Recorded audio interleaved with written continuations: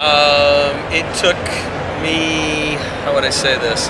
As I looked at your website, got the information, talked to you on the phone, and asked, I guess, the questions of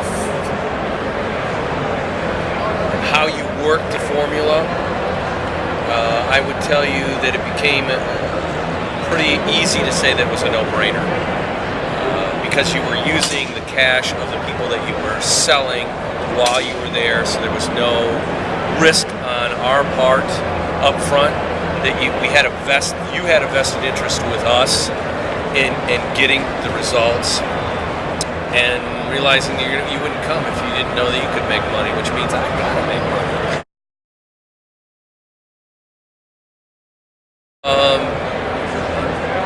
I like the fact that on all of those different aspects of how you were bringing in the marketing, every day I had a direct response on how you got the leads in when you sold them. You know, that there was 2 leads that came in from telemarketing, whatever that happened to be. I got feedback from Amy at the end of the day with an email.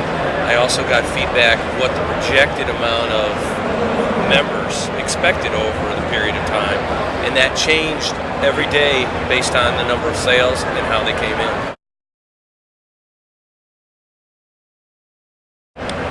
Very comfortable. They are not high pressure. I mean, obviously they have a damn good closing ratio, but they really fit in well with the staff. In fact, our member base thought we had hired 2 new employees.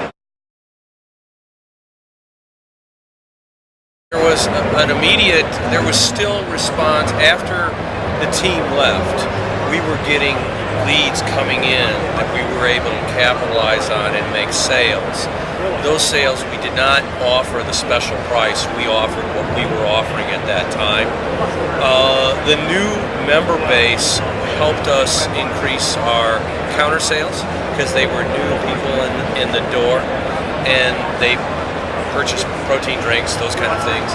It helped beef up the classes at that time, so that also kind of intoxicated the rest of the members to say, gee, we ought to.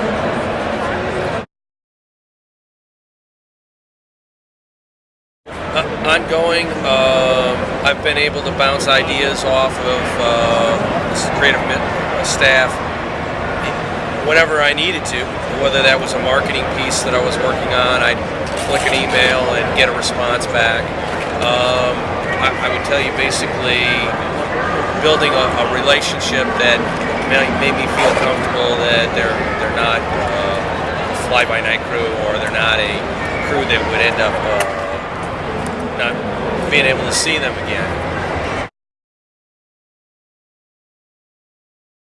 Well, I'm hoping to force you to do 200 at least for that 4-week time period. Yep.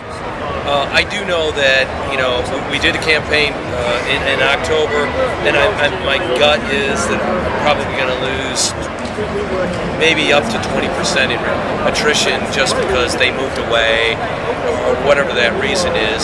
So in February, I'm going to end up having actually more money coming in EFT from, I'll still have the initial campaign and its number, plus on top of it another 200.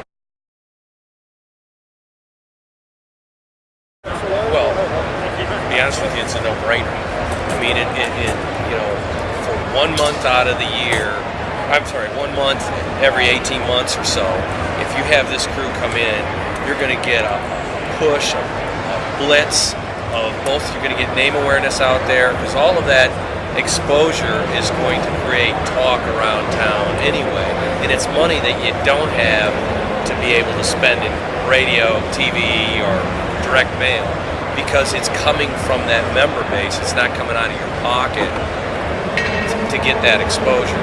So that's just a bonus in itself, just getting that exposure. And it's another whole body count that you really don't have the time to find or get, because you're too busy fixing equipment, too busy dealing with some member problem, you're too busy, all of the things it takes, your staff, some emotional issue that some counter person has, and to be able to truly divorce yourself from working on the business or in the business and being able to pull it off and really spend it 100% of marketing. You can't.